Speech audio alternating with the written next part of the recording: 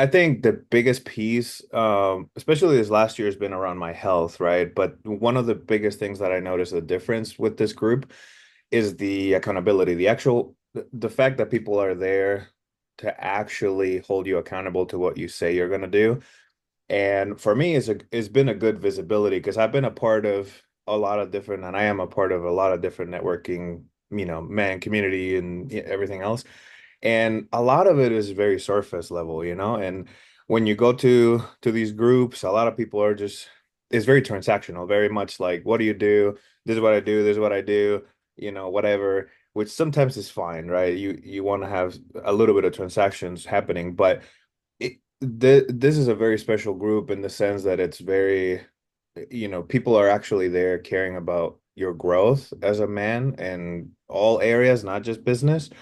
And I felt like, especially this last year, I mean, we've had a pretty challenging year in business, and it's been incredible to see other people putting in the work and asking questions and getting help. And for me specifically on my health has been a big journey this last year of losing 80 pounds. And I mean, 100% has come from doing, the program we did with Corey and all that, and then being able to track my food and all that stuff, and learning how to like put it out there and like post in the group, be active and be seen and accountable to all that.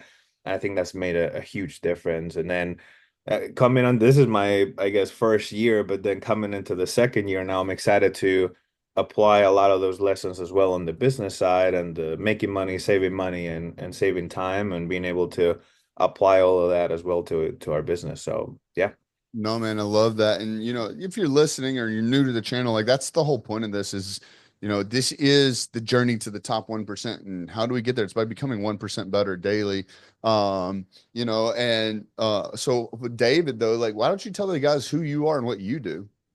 Absolutely, yeah. So my name is David Lechosa, originally from Spain. I came here about 11 years ago. Long story short, got married, all of that, and built a little family. Got two kiddos, got two daughters. They're my everything, and building a family and a legacy. That's where I'm about.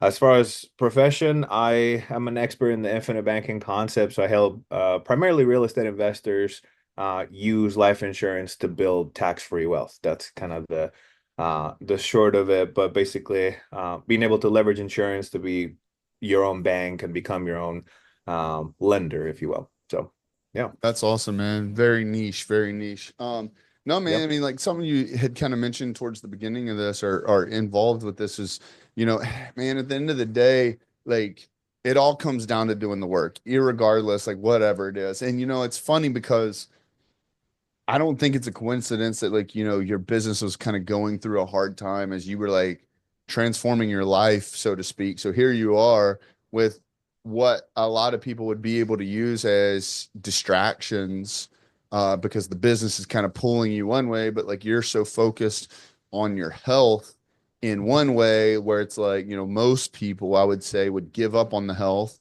and like dive in to like fix the fire that is the business. So like, why don't you kind of tell us a little bit about that journey and what that's been like? Because like mentally, what's it been like for you, knowing that like it has been a tough year, financially or yep, business related, but like yep, you're like, I'm not fucking giving up, and I'm not gonna stop doing what the fuck I said I was gonna do.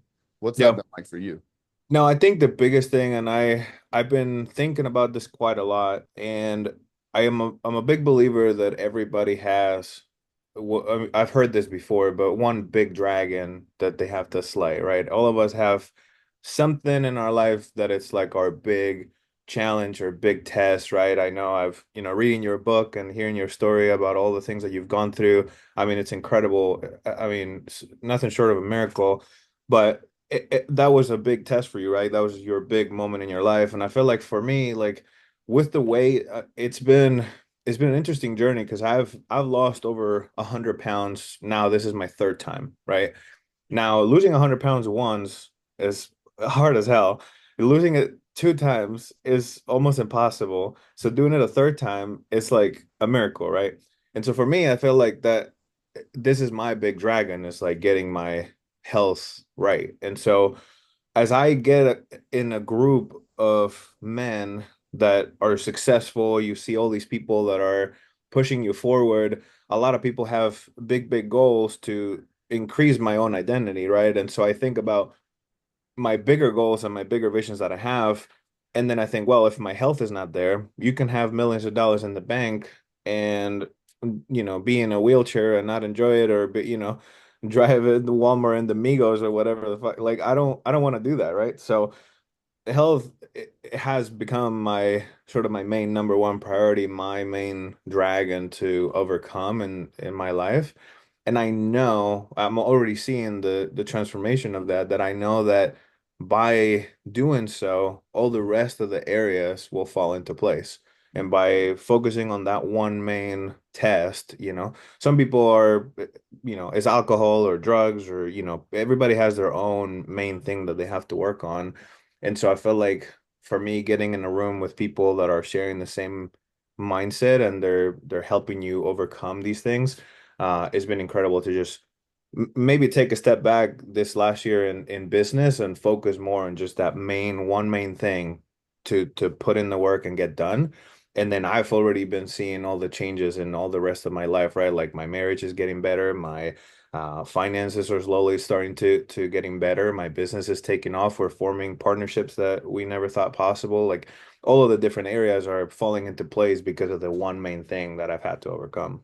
That's So cool. I like that. And let's real fast, and I'm not like prying by any means, but I think there's a good lesson here. So you made a comment that you've lost over 100 pounds, this now being your third time. So like, yeah, was it like you lost it and then you gained it back and then you lost it yep, again and gained it back? yep, So yep, like uh just hearing you talk and like the tonality and the like the verbiage you use, it sounds like this is the real deal this time, right? So like yep, what makes it this now? Like what was the lesson? Because I think yep. this could be applicable to anything, whether it's business, like, oh, you built a business and then like you didn't learn your lesson or whatever it was, and that business collapsed. So you start a new business and don't learn the lesson. And so then it collapsed. But at some fucking point, health, wealth, marriage, maybe you're on your third marriage, like whatever, like at some point you have to learn the fucking lesson. So like, what was the lesson that David had to learn that's going to now make this stick around? That's a good. I still learning that, right? So it's not a definite thing. However, I will tell you this. So the first time around, it was I was starving myself, and I was running a lot and just trying to get the weight off, and it was almost like cold turkey, like if you compare it to alcohol or something like that. I was trying to like, how quickly can I get rid of this? But it wasn't like a transformation in my mind. So I was able to be disciplined for like 8 months, and I lost like 130 pounds in 8 months. It was crazy fast. But because I was not eating and I was like, um, running a lot and doing all these things. And so I got to that point, I was exhausted mentally. I got to a point where I was like, screw this, I'm not gonna keep doing this. And then slowly over the years regained it. And then second time around, my kids were born, so it was sort of a new motivation of like, hey, I gotta get my health right for my kids, and started eating better. And then sort of I had still those mental battles to still work through. I was still kind of running a lot of doing similar things that I knew worked in the past, of like not eating as much and things like that. Um, so it was a little bit better, but not as good. And then life got busy, had another kid, and we just business was growing at a very fast pace, and everything sort of life happened, right? It happens to everybody. And so sort of stopped doing what I was doing. I stopped my habits, and I still had that sort of mental battle to work through. This time, though, I feel like my approach has been a lot different. So it's been a lot more of like, I'm not so much focused on like a number or like losing the weight as quickly as possible. But I'm focused on the consistency. So I'm focusing on one day at a time. If I can do one day at a time, I can focus on the consistency. I can focus on building the habits. I rather build habits over a 5, 10, 20 year period, and even if I lose a pound a year, I don't care, right? Like it's gonna be like freaking consistent forever, and I'm not letting go of that. Uh, that's been huge, just having that mindset shift into like forming the habits and the consistency versus um focusing just on the main goal and just as quickly as possible, getting there as quickly as possible, which I think applies to business as well, right? So, No, 100%. And and so like I come from like a different perspective of like a lot of people in the industry of like, I don't know, like the guru culture that we come from and stuff. Like, I don't necessarily think life has to be fucking hard to be successful, right? Like, however, that's a very blanketed statement because if you start breaking down like strategies on efficiency and things of that nature, it depends on how you look at it. For some people, like doing the hard thing first, so that like getting it done like while you have the best bandwidth, the least amount of distractions, like whatever. And then it compounds and it gets easier and easier and easier as like, your analysis paralysis starts kicking in, like whatever. Or some people need to like start with some of the small wins and take the compounding growth of a win over win over win. Irregardless, like we got to find something that works for you. So like I don't necessarily believe your life has to be hard. Like I think, like to your point, like quitting everything cold turkey, just a complete shift in lifestyle and things. It's a shock to the system. And to your point, if you don't create something that is sustainable, yeah. the inevitable will always happen. Whereas like what you're focused on now is like, compounding growth, healthy habits. And then like, we hear the buzzword on like it's like 21 days on average it takes to create a habit. Whereas, I had a conversation with some of the guys in the group chat earlier this morning. They were like talking about like what is a critical task for you and stuff like this. And at some point we have to establish going to the gym is a critical task for me, right? The And at non-negotiable. right, and then at some point it becomes a habit somewhere around that like 21 day mark, 3 weeks in. Well, then you start getting to where I think it's like day 63 on average, but who knows, like person to person, if it's 50, 60 days, some it might be 90 days, whatever. But there's like actual ways of creating new neurological cycles like inside of your brain. Because like it's at a point now where like same with you, like, bro, Mhm. I wake up and like I'm putting gym clothes on. Like you don't even have to, it's not even a thought process, it's just a part of your life. And so like for me to go back to the point that you're kind of like deriving here is, all right, you tried it once motivated, you were motivated by wanting to lose weight and you did it the wrong way, quote unquote, and then you got inspired because you had kids and so then the inspiration died. Well, then now you're seeing like what discipline looks like. And that's kind of the part that I think like all these like gurus and stuff like that. And don't get me wrong, like a lot of them do preach discipline. But like I think a lot of it is smoke and mirrors. And they take advantage of like the motivation and inspiration while they're speaking, they're on stage, or like while you're reading their book. Whereas to your point, like the tactical like piece of it needs to be, how do we learn to be disciplined, not learn to be motivated or inspired?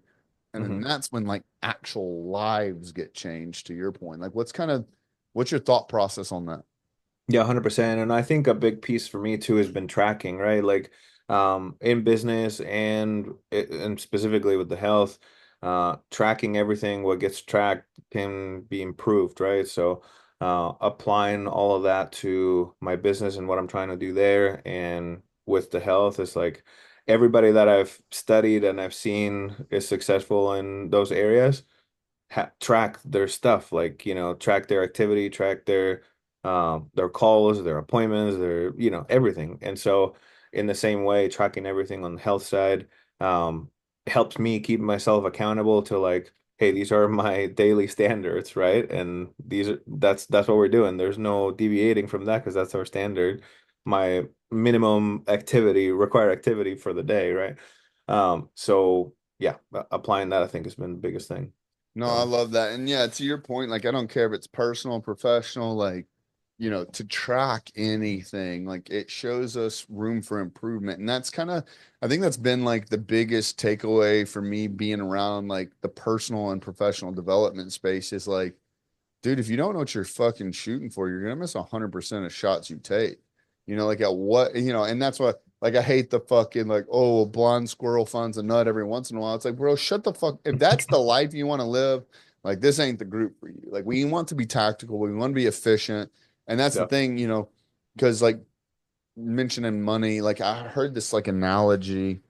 And we're around people that talk about money in a very different way. So like, you know, I'm not comparing, but like to put things in different perspectives. I think like, asking them on the street, the number was 10 million, but like with us, since we are around people that are doing $100 million years, every day and shit like that, it's like if we were to turn the number to 100, and we could sit here and argue like, oh yeah, like I would just give it to my kids, blah blah blah. We're not talking about that mind space, that headspace, but it's like I heard someone talking about, they're like, hey, if I gave you $1 million, would you be happy? And it's like, well, fuck yeah, absolutely. I was like, all right, well, there's obviously a cost to it. The cost to it is you don't wake up tomorrow. And then like it really then starts to put perspective on what your life is valued at. To your point, it's like, yeah, I can make all the money, but like if I Yeah. can't enjoy it or whatever the case is. And that's where like I start to really think about, Uncaged is founded on like health, wealth, and relationships. And all those can be broken down into like micro, topics, right? Like, oh, okay, mental health, physical health, spiritual health, financial health, right? Whatever. Relationships with your children, with your wife, with your, you know, family, friends, coworkers, employees, like whatever. You can break it all down. But when you start to really think about like those three main relationships, um, you start to see how like a lot of this is becomes intertwined. And I jokingly like have talked about it in the past that like there's been two different men that have laid in bed with my wife. Like there's been the Zach Williams who's had his health dialed in and been completely focused on like bettering himself in that area. And then one that's completely given up on it, trash in, trash out, like whatever. As is in my wealth, like there's a different type of man that lays in bed staring at the ceiling every night, wondering how we're going to pay rent or whatever the case is, versus one that's fucking done the work, tracked it, measured it, and knows what's going on. So like, when I hear people kind of talking about this stuff the way you are, it's not by coincidence. Like all this stuff is intertwined, and it comes down to the point of like how you do one thing is how you do everything. And I believe personally that you are like a walking example of that because, you know, I mean, let's just be speaking on to ruffle the general public's that's listening's like feathers, like we could agree that you are overweight currently or working on that, right? Yeah. Whereas no one that I know that looks at you considers you a fat ass, right? Like a fat ass would be someone who's not doing anything about it, right? Like, so like when I see someone like yourself who is like, bro, you're putting in the fucking work and it's not easy. And so there it goes unnoticed. And so like even though you and I could probably agree just by standards that you are currently overweight, Yeah. men and women are looking at you in a different professional perspective because we can see how you're handling yourself personally reflects to how you're going to handle my money for me. And so that's who I go to. You don't have to have a six pack. Like you don't have to be just 0% body fat, but it's the effort that goes into doing the fucking work because that's the hard part. Right. What's kind of been your experience on that? Because like I said, dude, you've been, I was bragging about you 2 or 3 weeks ago on the roundtable call for your dedication to the gym. It's like, how have you seen your tenacity in the gym and more so attacking that goal apply to other areas of your life where you are attacking other goals, like being a better husband, being a better father, being a better business owner? What's that journey been like for you? No, 100%. And I totally agree with what you're saying, right? Like I'm kind of year one in the journey, right? I'm excited to see what 10 years into the journey look like, right? But yeah, so as far as that, I feel like one of the biggest things that overflows into all the rest of the areas for me is the non-negotiables and the minimum standards that I hold to myself. Um, because now obviously the tracking and the food and the gym, those are non-negotiables on the health side. But then now I've implemented things as well on our faith, right? And being able to like reading with my wife and praying together, and those things are part of our non-negotiables for the day. So we've implemented that in our marriage. We're slowly implementing the dates and the nights out and all that, which is a little bit harder with kids. I'm sure people understand. But incorporating those things as non-negotiables in our life. And then in business, hey, I have to reach a certain amount of activity every single day. I need to send X amount of messages and I gotta do X amount of calls. And if I have a call that no shows and I had a schedule, then I have to fill that activity with something else, right? Because I have to meet a certain standard per day. And I love that you walk through this too as well. And when you talk about reverse engineering everything and looking at, hey, if your goal is to make $1 million a year, then you have to figure out how many clients do I need, how many, you know, how much production do I need to ha needs to happen, and break it down to the ridiculous, break it down to like the smallest of like, hey, for every 5 calls, if I have a 30% closing average, then this is my metrics and this is what I get. And so if then that day you don't have 5 calls, then you have to figure out a way to fill the time and find something else that you can tentatively fill the activity with. So I feel like that has been a huge, huge, huge piece. Just making sure that I stay on the discipline to like keep every day working on the tracking and making sure everything happens. So No, that's cool. And man, a lot of that came to me even in corporate America prior to exiting and going private sector. Um, I was working for a Harley dealership at the time, and I was in a hybrid position. Like I was running their sales and marketing department. They're like, bro, like a lot of people here. You're a good salesman. Like, you ever thought about selling bikes? And I was like, I mean, yes and no, I guess. Like, I prefer the sales and marketing side of things. They're like, well, I mean, it's just a way for you to make a little bit of extra money. I was like, well, what do you mean? Anyways, long story short, I was like, hey, look, I'm still going to fulfill all my sales and marketing tasks. You're going to pay me my salary, and then you just pay me commission on anything I sell over that. And they're like, done. I was like, okay, like what could go wrong? And so I started paying attention to the sales reps, and I started really, really focusing in on what the number one producer in there was doing. And it all comes down theoretically to how many calls were made, how many people they put in the box, and how many, units were sold.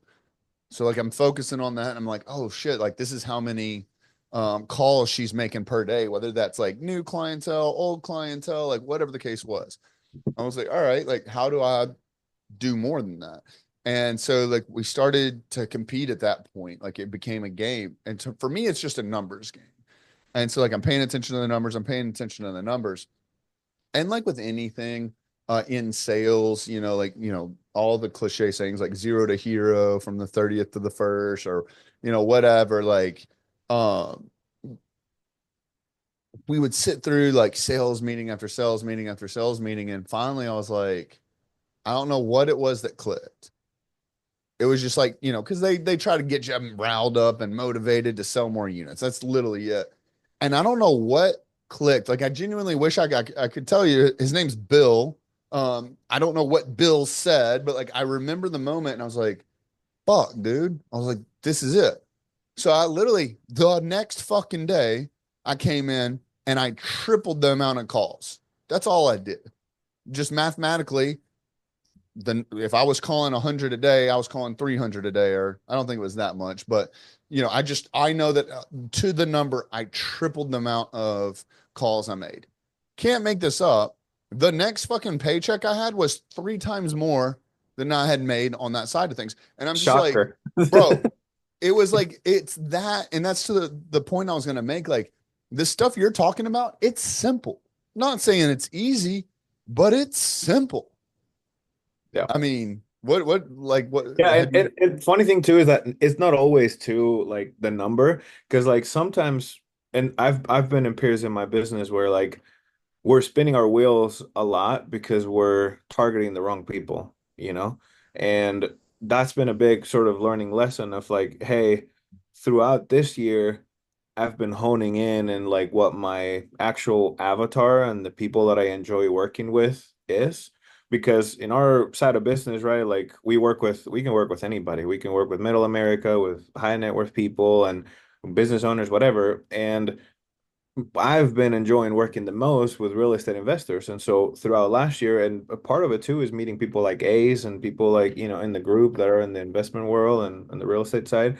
And being able to identify like, hey, if my best client is a real estate investor, put it that way, that's like my avatar, then why am I spinning my wheels talking to all these other million people that I get paid nothing on? And you know what I mean? Like it takes 10 to close one where I can talk to less people, close bigger deals and whatever. So that's also been a big lesson, right? Like finding sometimes increasing the number is not just enough, but one of the biggest things that I put together is like volume and clarity and follow up are big pieces of my process.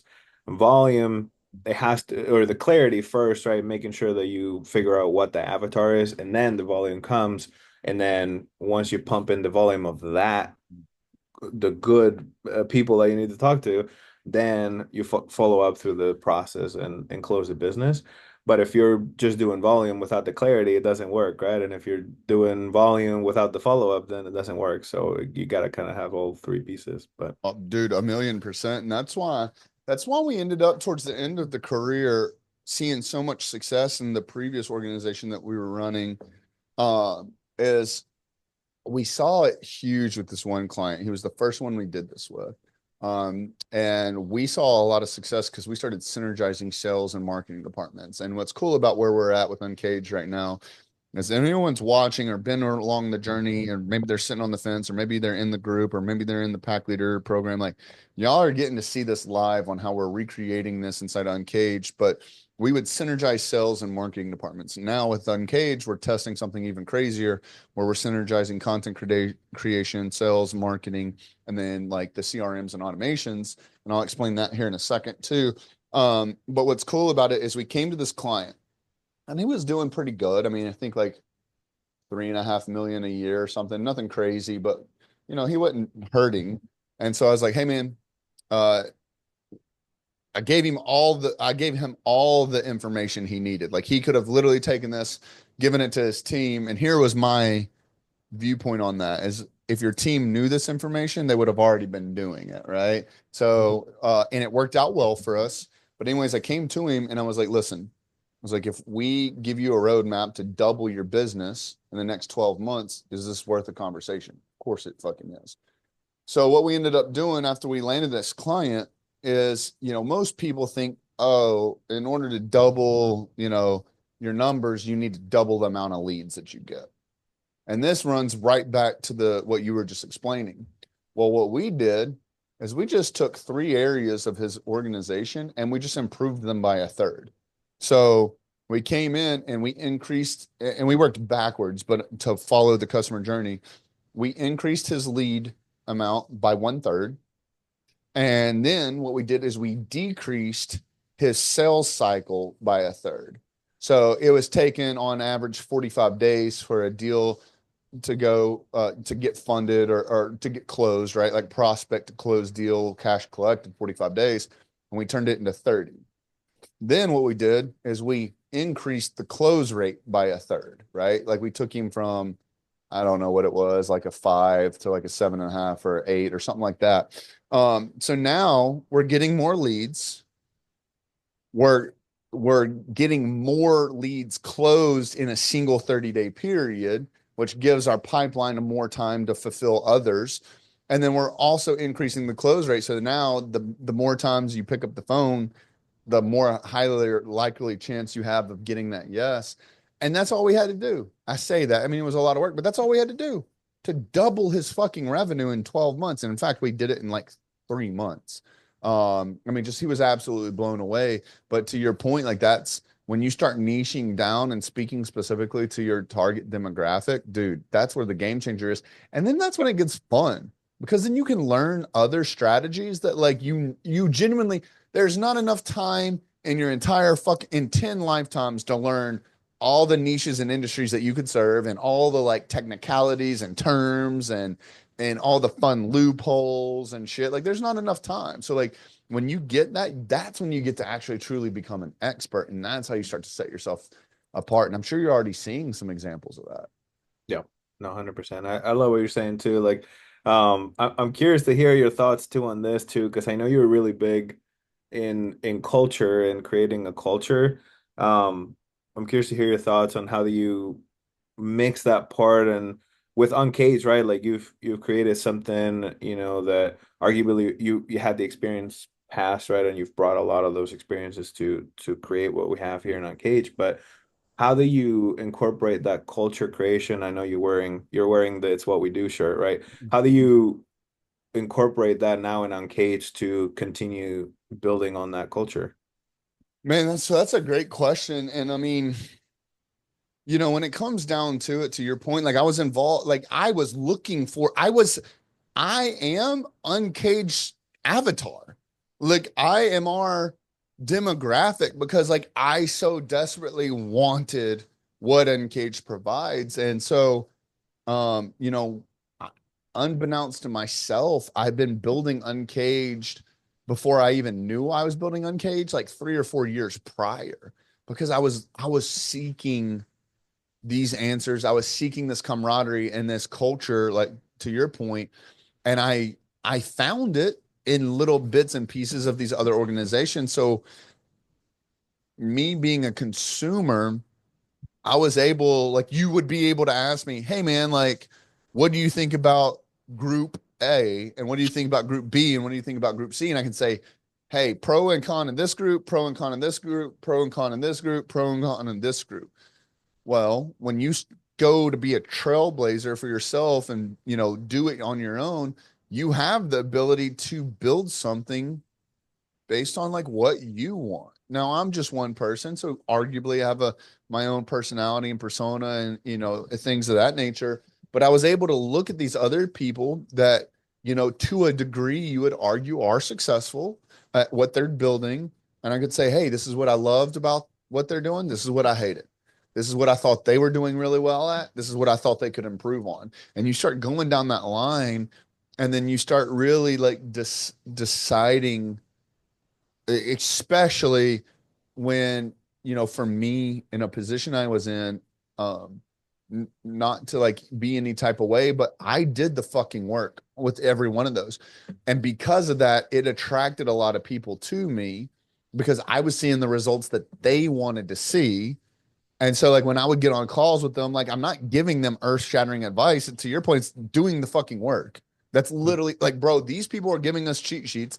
I'm just following the instructions. That's it.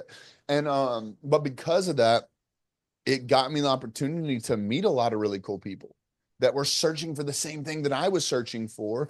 And they just viewed me as being a few steps ahead. So, what that did for me was that gave me so much motivation to be like, fuck, man, like, I can't fuck off because then all these people are going to suffer for it and their blood's going to be on my hands. And so that's when I was like, man, accountability is everything with this. Because, for me it was like these people can tell me all the cool things to do, all the buzzwords, all the gimmicks and strategies, but if none of it gets done, then it's all for a waste. And Yeah. so that's when I was like, how do we develop a process that holds people's feet to the fire? Because the last thing that I wanted, you see some of these other groups that brag about how they have like, 3,000 members and this and that. And it's like cool. And that's like the cool flash. But then you go to an event and it's like 50 people. And I was like, I want the opposite. It's like the movie The 100, right? It's like I want the badasses that are actually doing the work instead of the big number. And so it's been a huge journey, don't get me wrong, and we learn a lot. But that's also been probably one of our unique sales propositions about Uncaged specifically is that now it's not just about me because I am just one person and like I might have a great idea and I think it's cool and practical, but then we go and we take it to some other people and they're like, no, man, like this ain't it. And we make decisions based on that because, like I said, even though I'm, you know, the ideal demographic, so are you. And so like we're trying to find what the common denominators are in this, because to your point, like we can't like, oh, like Zach runs a group, you know, you're in the financial space, like, well, you're kind of all over the place. No, it comes down to the heart and soul of the man. Like that's who we're trying to reach out to. But yeah, man, it's been a long ride. And as far as company culture goes, I think that we have a lot of it dialed in. But to your point, I'm excited to see what the future holds, because we're just getting better and better as we go. Yeah, 100%. No, I think it's huge. And I love that you've created something that, you have your like diehard, fans and everything. And I like that you give ownership to people as well, You give the leadership and the ownership for others to shine and do things within the group. And it's not just, about you, right? Like even though you're the brains, right? But there's a lot that it's a shared goal. And I feel like a lot of the people there have that growth oriented mindset. I feel like that's a big common denominator, that like if you're looking to grow, if you're looking to be better as a man, as a leader in your community, as a businessman, um that's where it's at, right? And just having other people that if you're not doing it, they're gonna tell you. And that's one of the things too. Like I tell you, this is funny because like one of the main things I noticed first when I before joining the group, I was like, man, there's a lot of cussing in this group, and there's a lot of people are just like they're really real, right? Like which is not typical in Mm. other in the business space. And it's like, well, I kind of like that. I kind of like that people are like raw and real, and they're like, hey, you're not going to the gym today? What the hell is happening, right? Like get out there and do it. Um, which most cases you're just kind of forgotten, right? Like people don't care. A lot of times they're just out there to see what they can get out of you instead of the other way around. So yeah, absolutely. Yeah, it's funny because I had someone on, I made a post recently, and I was just, kind of turning a new leaf. I just dropped episode 52 of the Uncaged podcast. So like, it was like a full year of the podcast running. And it's just like, man, I'm just so excited about this next chapter and what we're building in Uncaged, and the team that we built here. And so I made a big post, and this one dude like got on there, and he was very respectful, but he's like, hey man, since you opened it up, he was like, I just think that the way that you speak about your wife on here, that's one of the reasons I won't do business with Uncaged. He was just like, you know, I think that there's a more professional way of acting and being and this and that, whatever. And so like I was very polite and respectful with my response back. And it really got to show because like Russell got on there and responded. And when Russell said it out loud, I was like, damn, Russell's right. But my thing is like, first of all, I built this. Every business that I've built, I've done it with the intention that like I'm going to be me. Like, why the fuck would I build a business that like I'm miserable at? And because of my association with other organizations and groups and stuff, like I've watched these guys walk on stage and in their fucking suits and all prim and proper and perfect English and acting, woe is thou and almighty. And then you get back into the fucking green room, and I'm like, who the fuck is this guy? Like, this ain't the motherfucker that was just on stage. This dude's like cussing up a storm, talking about, motherfuck this and pussy this and all that, like wild shit.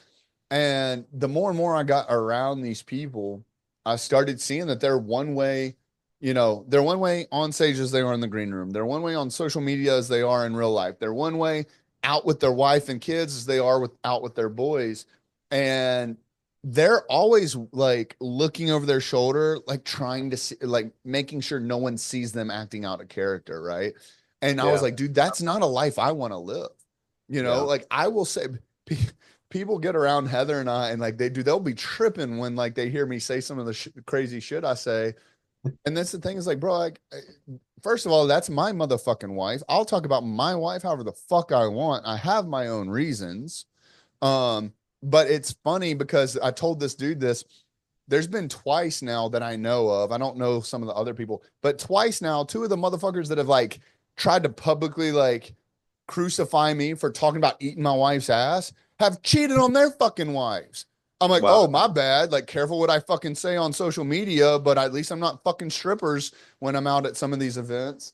And Wow, that's brutal. and it was funny because then Russell got on there and he was like, dude, he was like, Zach won't even let us host a meetup at Hooters in case it upsets like one of the wives of one of the men. Like, I'm very, very protective of that, and I was like, oh shit, like he's right, like I am very protective of what other people like. I would never want, it's like the Bible, like you never want to cause another man to stumble. Like if another Right. man has an issue with that or whatever, or their wife, has insecurities there, like I won't ever be the person that comes into a wedge. Now, if it's a non-event and you want to go to Hooters or us and our wives want to go to a strip club, whatever, that's a completely different conversation. But like when it comes to each man in their own individual journey, like I'm there to support what has to happen in order for them to become the men that they need to be. And so, it was funny that you brought that up because I literally just had that conversation on that post. And that's the way I feel about it because, to your point, like you are losing tons of weight and you still enjoy a good bourbon when you want, right? And there's some men that can't do that, that have to put the alcohol down 100% or whatever the case is. Like there's so many different Yeah. things for us to like look at and judge other people by. But for me, I'm like, is this motherfucker living the life that is worthy of living? Right. I'm not one to throw stones at anyone else, but I will hold your motherfucking feet to the fire that if you said you were going to do something, you're going to fucking do it. If you weren't losing weight, absolutely I would come after you for, your bad habits outside of the gym or whatever the case is. Something, there's a problem somewhere, like motherfucker, you said this was a goal of yours. So Hmm. you need to go to your fucking kids and say, hey, I don't care enough about walking you down the aisle or doing this in the future because I'd rather have a fucking bourbon now. Like that's the like level of like tenacity we hold people accountable. But to your point, you're living your life. So Yeah. And it's balanced too, right? Like with things like that, I will say last year I was drinking every day. I was pretty much drinking every day. I mean, if you're in the bourbon community, I got to a point to where like I mean, I don't even know how many bottles, like 50 some bourbon bottles at my house and drinking every day, just like the tasting stuff or going to try to pick up a new bottle. And it wasn't never like getting drunk every night, but it was like tasting a ton of stuff every single day, which is not good, right? And so I did switch a lot of that for protein shakes, which has been turning out to be a good thing. But so yeah, I kind of clear my house out of most of the stuff. I kept some of the good bottles, and I do a lot of the travel and maybe some social drinking here and there, but it's not. I don't crucify myself for drinking, and I don't obsess over it either because if you like looking back to what my first time losing the weight, if you're fasting and trying to like just really not purposely not eating and purposely not drinking and doing that, it's almost like too much, right? Versus like, hey, if I know that I'm 99% of the time I'm doing everything right, and then I have a little bit of a bourbon, even sticking within my macros for the day, you can still drink, right? So that's kind of how I look at it now. It's a little bit more, all right, this is the lifestyle I'm living forever. This is a lifestyle change, not necessarily I'm gonna do this for a year, get to the goal, and then be done. So yeah, no, of 100%, a man. balance. Yeah. Um, Last year at the first at the Q1 retreat. Um, so this was in February of last year. We were out and drinking some coffee, I think Saturday morning or Sunday morning. And we're, of course, we're talking about not, we're not big on like the New Year, New Me or like New Year's resolutions, but we're like, hey, what are you focused on this year? Like, what's one of your goals? Like stuff like that. And so like one of the things I had said, like caught a couple people off guard. I was like, hey, yeah, this year, my goal is to not feel guilty about anything. And they're like, what the fuck do you mean not feel guilty? I was like, look, to your point, like we all have audacious goals And at some point, like it takes extremely strict guidelines and standards to uphold to achieve these. That's why, shoot for the moon, land on the stars. And I said, but in order to have things that are sustainable, like this can't be, whether it be cold turkey or you name it. Like for an example, at the beginning of this year, I didn't have an energy drink or alcohol for fucking 3 months. That was just because I didn't want to. There was other things that in my mind took priority over that. And but I'll have them here and there, whatever the case was. And so the thing was, is like, man, if I want to sleep in a day because like my body's telling me, hey dog, it's time to rest and recover, or I fucking want the donut, or I fucking want the beer or whatever, like I'm not going to feel guilty about it. And it's cool because to Yeah. what we started with at the very beginning of this is like how these habits turn into neurocycles and stuff like this. It's all the way down to the point, like right now, like I have stubble on my face. This is like one of the first times I think, if ever, on the podcast that I haven't clean shaved prior. And like I was like on the way here, and as you know, I was like running out of some time, but I was like, you know what? I'm not gonna feel bad about it. I'm not gonna feel guilty about it. Like I'm not gonna add stress to myself because life fucking happens, shit that I can't control or that added to my lifestyle or my other non-negotiables. Yeah. We're just gonna get on it and do it. And so that's been a fun journey for me. Is like, I guess in the sense of like personal development is like maturing, I guess, if you will. Yeah. Yeah. 100%. But man, dude, this has been a great conversation. I appreciate you hanging out with us. But like, man, how can we pay you back for the time that you spent here with us today, dude? Man, I think that this is it. Just, I love being connected with people that are doing the same things, that are having the same large visions, that are a little crazy like us, right? That they have big dreams and big goals. And yeah, just love anybody that wants to get connected with me. Feel free to reach out. I'm always happy to encourage other people. Oh yeah. And how do they find you? I mean, I'm obviously here to connect them with you, but like, what's the best way to contact you? Yeah, I mean, cell phone is easy, 615-414-8734. That's easy. You can find me on Facebook and Instagram, David Lechosa as well. So pretty easy. Sweet. So I love it, man. Well, guys, I appreciate y'all hanging out with us here. Like I said, if you would like to contact David and can't find him for whatever odd reason, even though he just gave his phone number, reach out to myself, any of us, any of the VIP guys would be more than happy to connect you. He's a great dude. Get to know him.